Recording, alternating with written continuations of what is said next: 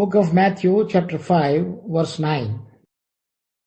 Blessed are the peacemakers, for they shall be called the sons of God.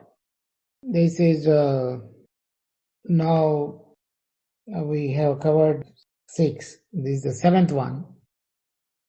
So it is so blessing, as we have seen that in the first day, that it is a real joy from coming, or a real not what we think or it is not of the world, but it is of the heavens and from the Father our God. And that is the blessed are the peacemakers. It is not that in us we have the peace, but those who has taken the responsibility to bring peace between two or any warring or different opinionated people in the midst of them.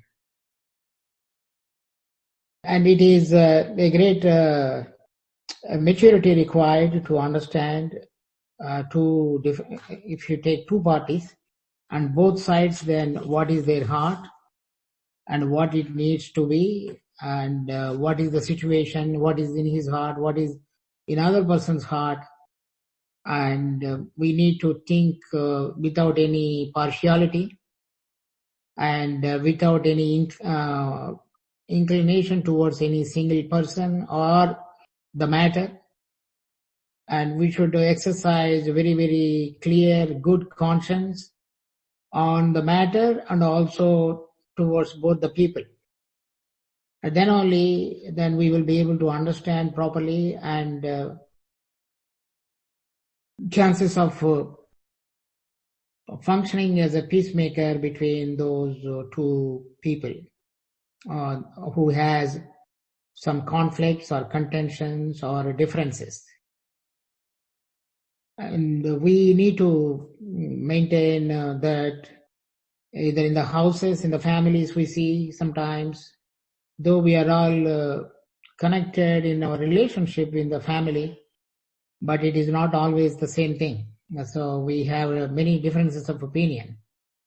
But it is always a blessing. There is someone who can really take that responsibility and bring everyone into understanding and peacefully function and able to execute without any partiality. And that requires a lot of maturity. And that is why it is said here, they shall be called the sons of God. So in KJV, it is written children of God, but in Greek, it is huios, that is sons. For example, it is book of John's Gospel, chapter 1, in verse 12. But as many as received him, to them gave he power to become the sons of God, even to them that believe on his name. But in the margin it is written to become children of God. So here the word is teknon. Teknon means those who are born, or the child, and physically related to the father and mother. That is the meaning. But the son he can be naturally born or adopted, but came into the maturity of taking up the responsibilities of the family or the father. Then he grew up. Then there is a stature built up to execute things not only in the physical form, but also mentally and with a sober mind, understanding things, and will be able to do as a big grown-up adult. So that needs a lot of understanding and going through different processes in the life so that they will be able to execute those things. But here when we see KJV, if you have pen, please correct that one. In this verse it should be sons. What we read, Matthew chapter 5 verse 9. In John's Gospel chapter 1 verse 12, that should be the children. KJV has just reversed it. And we can see different passages, how it all leads us and applies to our lives. And when first of all we can see in the life of our Lord Jesus Christ, book of Colossians chapter 1, and reading verses from 20 onwards. and having made peace through the blood of his cross, by him to reconcile all things unto himself. By him, I say, whether they be kings in earth or kings in heaven. And you that were sometimes alienated and enemies in your mind by wicked works, yet now hath he reconciled in the body of his flesh through death, to present you holy and unblameable and unreprovable in his sight. Here we see different things. One, God the Father, who is holy and who lives in heaven. And second, our Lord Jesus Christ, who has taken the form of a man and came into this world. And third, we who live upon the earth and sinners. And fourth, there is a heavenly realm which is corrupted and not in peace with Heavenly Father and other places where God's rule is prevailing. So now we see in verse 20, our Lord Jesus Christ, through his sacrificial work, he brought the reconciliation, the things which are in heaven and also which are on the earth, so that which may be brought into the order of the heavenlies or the rule of the Father in everything in one line. For that one, whatever is the corruption has happened, then there is a cleansing required, or there is a thing to be paid off. Then only the Father's justice will be met. That our Lord Jesus Christ has done that by offering himself on the cross. So he fulfilled the just demand of the Father, and by going to the cross, died, taken the blood, and the things which are corrupted in heaven by the rebellious nature of the Satan and his fallen angels, and also because of that man's sin on the earth which has brought into the subjection and cursed, both are needed to be fixed. And whatever is required to fulfill the just demand of the Father, our Lord has completed that work on the cross.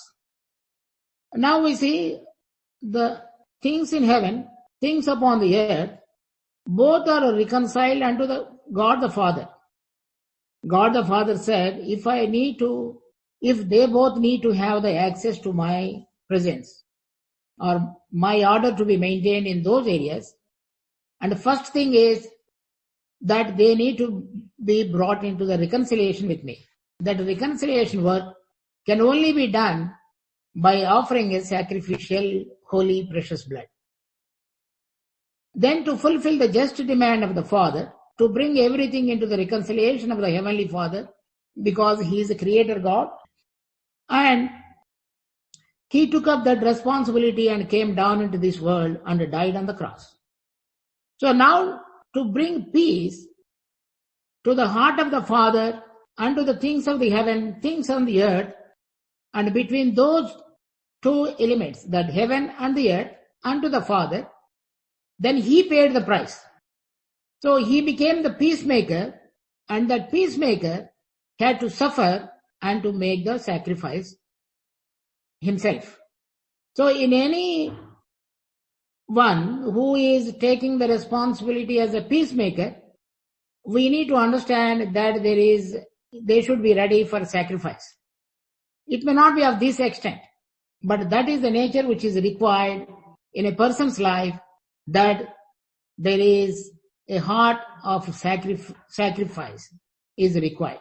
Then we see here in verse 21, and you that were sometime alienated and enemies in your mind by wicked works, yet now hath he reconciled.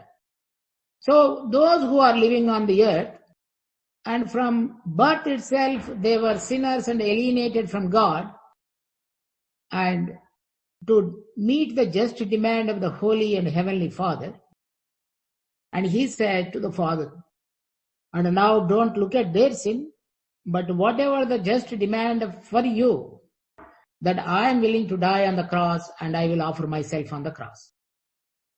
And he poured out his life. So that between the Father who is in heaven and holy, the mankind who lives on the earth and sinners, everyone are now reconciled, those who all believe on the blood of Jesus Christ. There also we see now the reconciliatory work, or bringing peace between the Father and us.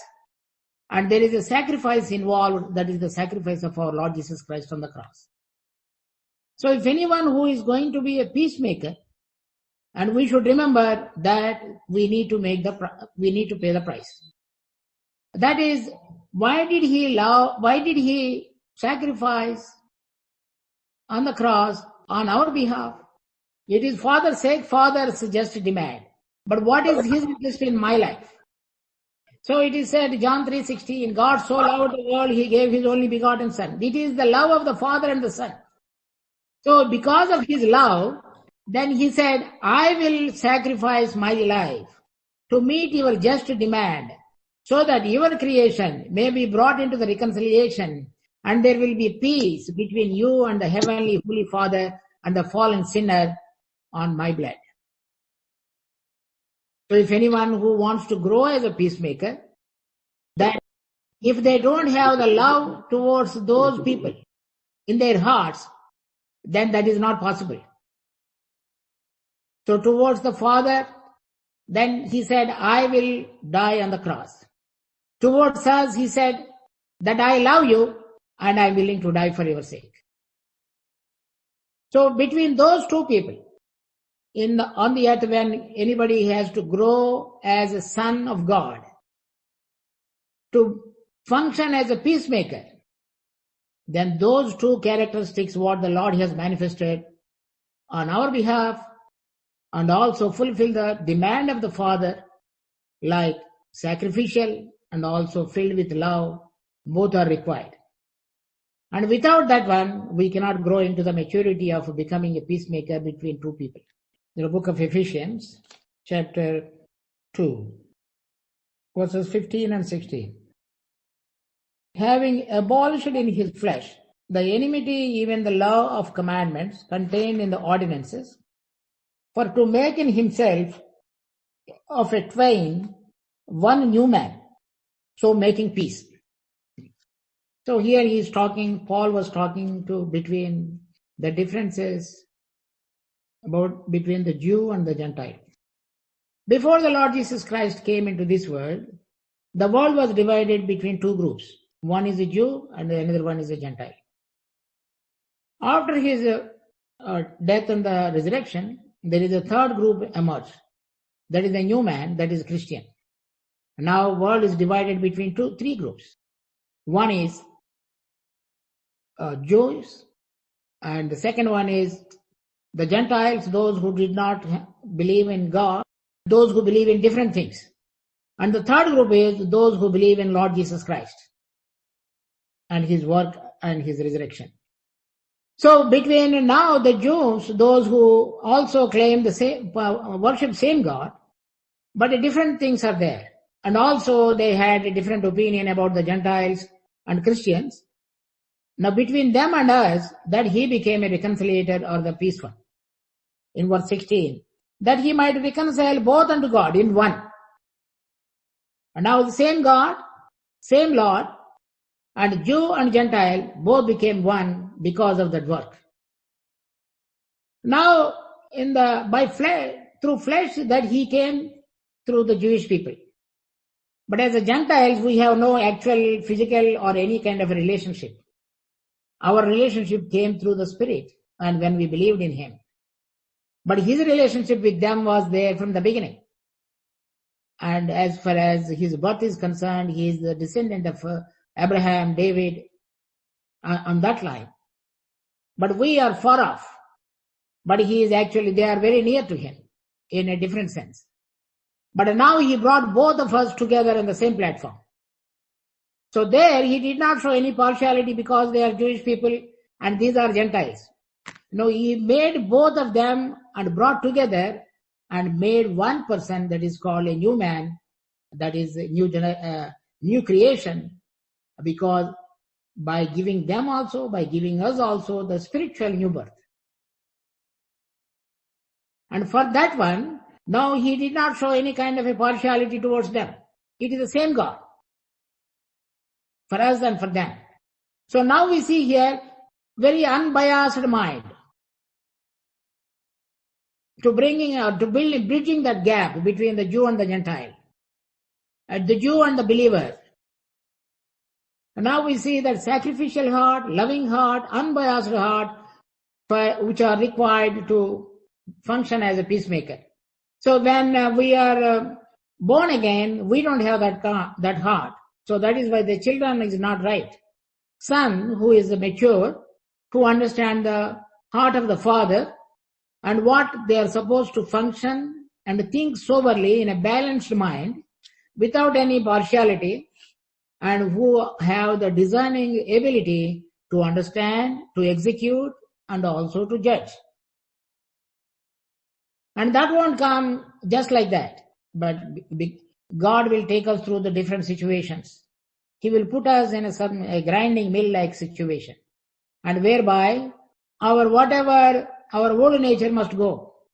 Then only we will be able to think the way what the Father and the Son thinks, and that will become ours. A man should be thinking only on the basis of the truth.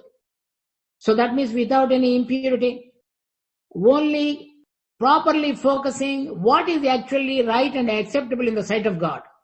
So when we see two people, sometimes we have an inclination towards one person. Though he is wrong, then we have a tendency to lean towards him and support him. But that is not called maturity, and that is not called the sonship. So it is, we need to see the way in the eyes of God and with the love of God. And also in the process of peacemaking, it is only an intention to exhibit our love and our concern to restore their life, to bring them together. And with that kind of a heart, and wherever we need to offer that kind of a sacrifice, even our life, even to any extent, that is what is the nature of a peacemaker. And that is why God said they will be called sons of God. So Lord Jesus Christ is the Son of God. And now those who come into the maturity have the same kind of worth, same nature, and the same way they have exhibited in their ability, in their capacities, in their resources, and they have exhibited that nature with the sacrifice, with the love, and without any bias, and with the truth, and only to bring the pleasantness to the heart of the Father. So when many times we hear any particular matter, what goes on between two people, immediately our heart leans towards one person to show favor. And one person we may not show much. That may have some reasons, because we may not like that person, or earlier that person might have committed something not right. So that issue might have been registered in your heart. So based upon that particular issue, you may start thinking about that person in that direction. So the old thing still lingers in our heart to think soberly about any brother or a sister. So if that is the matter, then we will not be function as a peacemaker properly when the matter comes up. Then it is something which we all need to ask the Lord. Lord, that is what is you are looking. Yesterday we have seen the purity of the heart. Now we are looking that purity of heart, how it can be exercised towards outside. Yesterday it was inside, now it is outside. It is a function towards the other people. When it is not only saying about my thinking, but how that needs to be brought out towards the other people. So my heart leans towards the particular interest. Sometimes it is very, very base things like my language, my this, that, my old nature or my interests. Those all things need to be gone. Otherwise the Lord would have dealt differently with the Jewish people and differently with others. But that is not the case with him. He loved all with the same love. So then we need to understand when we are hearing something and what kind of a heart we need to think towards those two people or many people, then how our approach should be. Whatever God would look at it, and that is the heart and that is the eyes we should have to understand and to ask the Lord for the wisdom to see how that reconciliation or the peace can be brought out between those two brothers or sisters or two people. So it is as much as bringing the result between those two people by making peace with them, but much work needed to be done in the heart of a peacemaker. Then only then they will be able to bring out some kind of a result between the needed people, the peace needed people. The book of Romans chapter 14 verse 17. For the kingdom of God is not meat and drink, but righteousness and peace and joy in the Holy Ghost.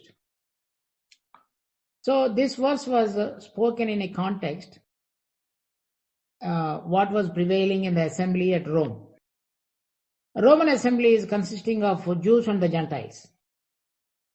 And the Jewish brethren used to say to the Gentile brothers that you should not eat this. Because whatever is prohibited according to the Old Testament, they used to say these brethren also should follow that.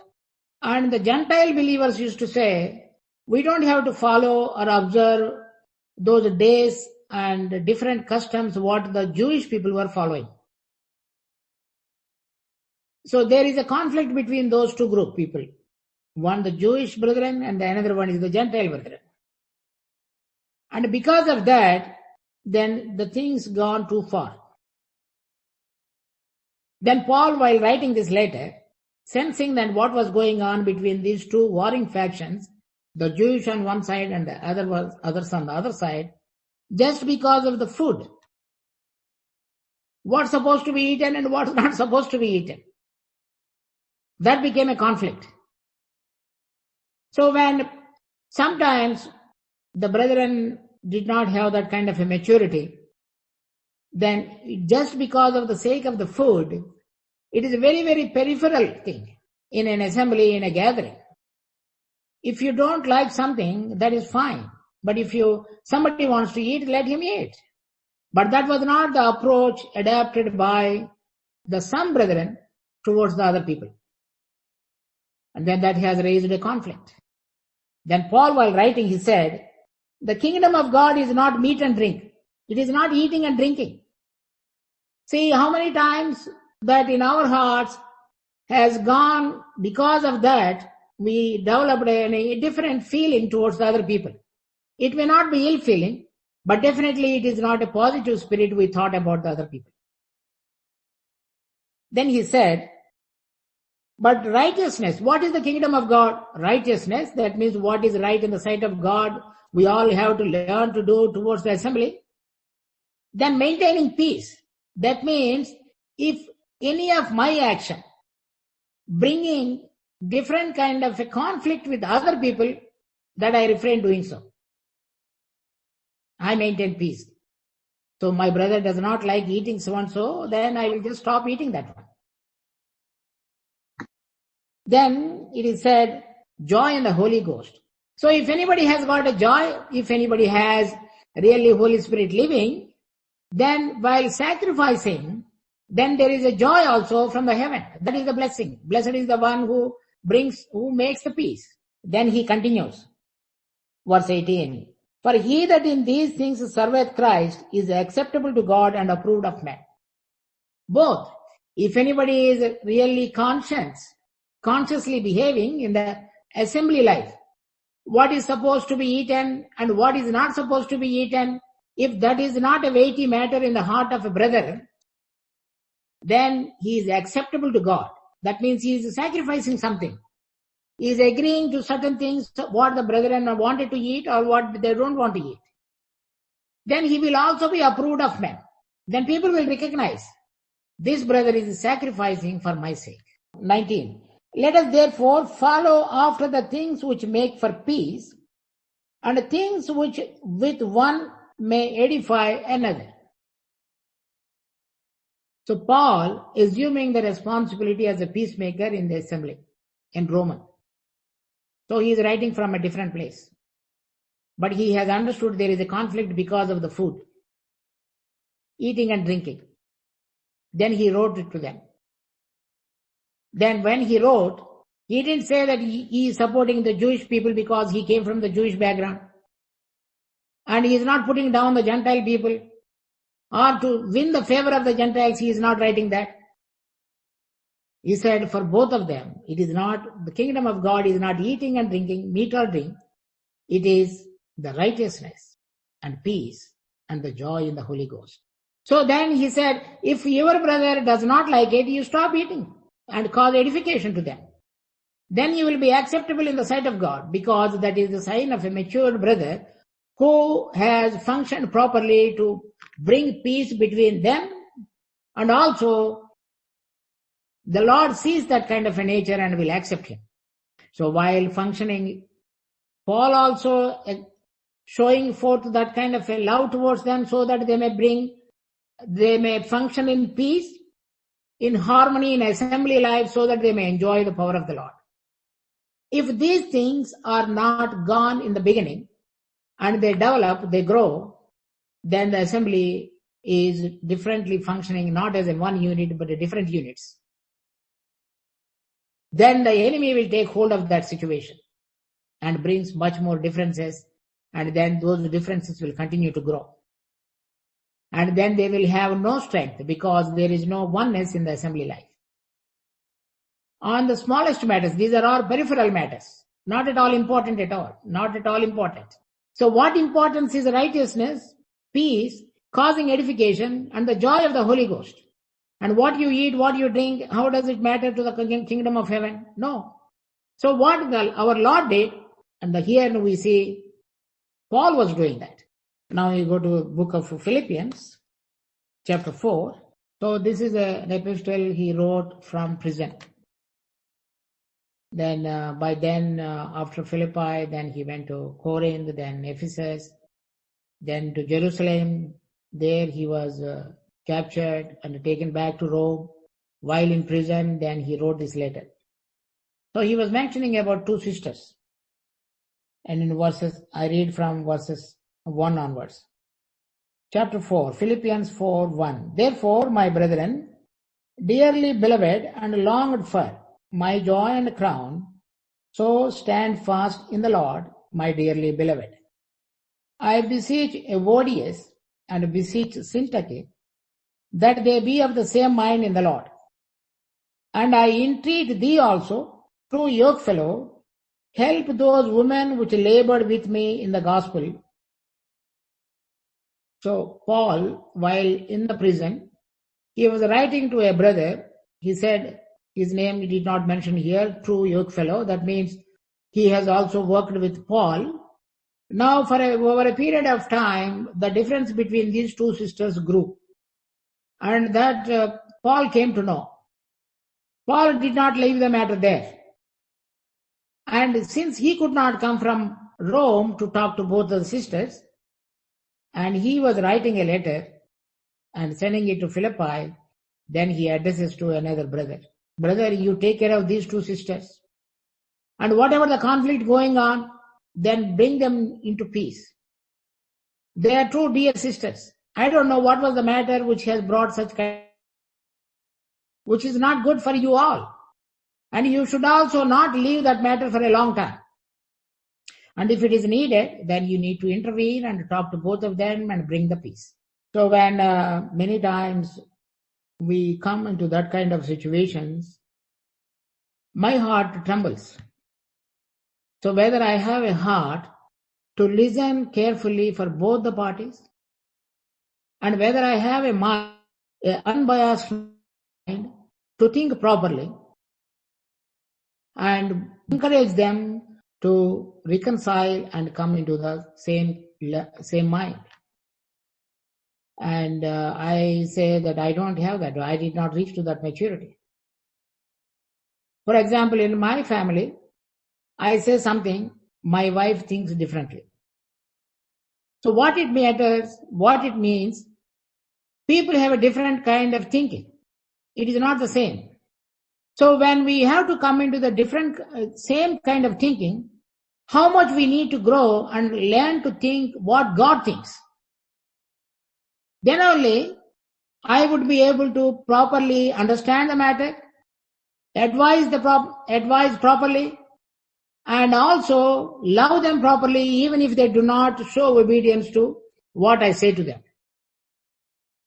So many times we reach to that point, sometimes we may be able to do well, understanding and telling the brothers and sisters.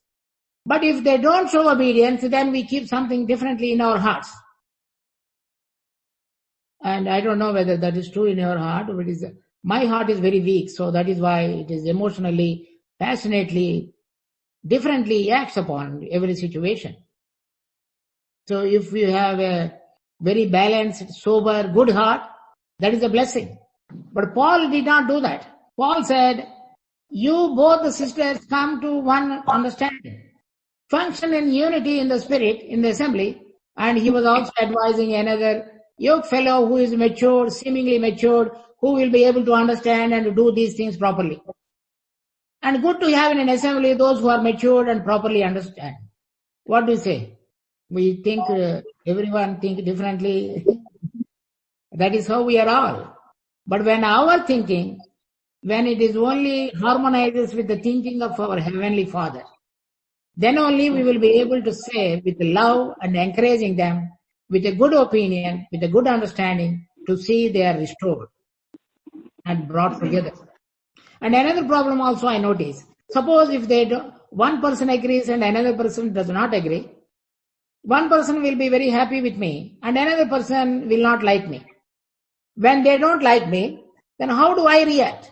How do you react? You didn't do any mistake, but you said right. But when they don't like you because you said the truth, he sacrificed. He said, I am willing to die for that. I wanted to present the truth. If they don't like it, that is fine. Still, I will love them. With the same love, what I had before, now also I will love the same way. Then you see, then why did that verse has said, blessed are the peacemakers, they are called the sons of God. So what is say? Unbiased, without any partiality, able to think properly, able to think the way God looks at, God understands, God presents. And that is the matter that is the heart we need to have. 1 Corinthians chapter 6 verse 5. I speak to your shame, is it so, that there is not a wise man among you, no, not one that shall be able to judge? Or it is in the margin, it is written as decide between his brethren. So here in Corinthian church, there are two brothers who are going to court or to an unbeliever to find justice, whatever the conflict they had. So Paul, while writing from a different location or Ephesus, then he was saying, it is not shameful that you don't have any matured brother to call those two people who are going to the Gentiles for seeking justice. There is not a single brother who can really call both of them and tell them what is right according to the will of God. They didn't have one. So it was not good. But it is not one person. We all need to come to that kind of a maturity, able to think soberly, with a balanced mind, with a heart of love, and learning to see what God would do in this matter. How does He ask me to think and also behave? That is why it is a sonship, not a child. So the son is the one who understands the heart of the father and does the same thing to please the heart of the father. Book of 2 Timothy chapter 2 verse 24 onwards. And the servant of the Lord must not strike, but be gentle unto all men, apt to teach, patient of evil, in meekness instructing those that oppose themselves, if God peradventure will give them repentance to the knowledge of the truth, and that they may recover themselves out of the snare of the devil, which are taken captive by him at his will. So it appears in the assembly where Timothy was there, likely that in Ephesus. There are some brothers who are taken captive by the enemy and perverting the truth. So in dealing with them, it appears that Timothy had a tough time. Then Paul, while writing to him, he said, a servant of the Lord must not strike. So suppose if they are not listening to you, you should not strike. You should not, the way they are talking, and you should not do that. You should not contest. Then, but be gentle unto all men. So that tenderness and the same kind of a care and a love should be continued, even those who are opposing you. You have to teach, but in that process, so when they are opposing, then we have a habit of withdrawing it. Because either we are feeling it will not be done, now it is no good to pursue this, brethren, and I will leave this matter. Oftentimes with me that is the case. But Paul was encouraging that no, you should have the aptitude to teach the truth even if they do not, if there is an opportunity to do so. Then he said, patient of evil. That means you need to be forbearing if they are not good. So in all these matters, see what kind of a maturity is required to bring peace in the assembly because of those who are not doing well and who is causing trouble. So even if they are causing, if they wanted to do some different ill intentions, but still you bear with them. You be patient. And that all you need to manifest this kind of character in meekness and in instructing those who oppose themselves, if God peradventure will give them repentance to the knowledge of the truth. So whatever now you wanted to communicate the truth, peradventure, perhaps God may speak with them. And they may be brought to the understanding. They may be convinced. Then they may be released from the captivity of the Satan, for on that which matter that Satan just got hold of them. So to bring peace in the assembly and those who are opposing and causing the disturbance, then he says that you bear the evil. And we with meekness and gentleness continue to present the truth. And the Lord in all his 3.5 years ministry, then when those people, the Pharisees, scribes, and Sadducees, though they have contested with him in every opportunity, either in Judea or in Galilee. Samaritans also did not believe because he is Jewish. So now that is the same kind of a nature wherever it reflects. Paul encourages everyone. Also we should manifest that one. Then they will be the people who will really bring peace. So we cannot take that only to the servant of God, but for all of us. Then those all who raise to that situation and that kind of a maturity are called the peacemakers, and they are called sons of God. So as I first introduced with the matter of our Lord Jesus Christ, a self-giving and loving, a sacrificial nature, then only all these things will come to function as a peacemaker between the brothers and sisters and other people and everywhere. And that kind of a maturity is a real precious thing in the sight of the Lord, a blessing to the many people. So our emotions and the passions run very high, then we will not be able to think soberly. And when our intentions are inclined towards a certain thing, then we will not be able to think properly. When we are looking unto ourselves, then what will happen if they don't agree? Then we will not be able to do that properly. The Lord may enable us to understand the condition of our heart. And in every matter, the way the Lord thinks, Lord will do, that we may inculcate in our daily life. then the maturity will come to grow as a son.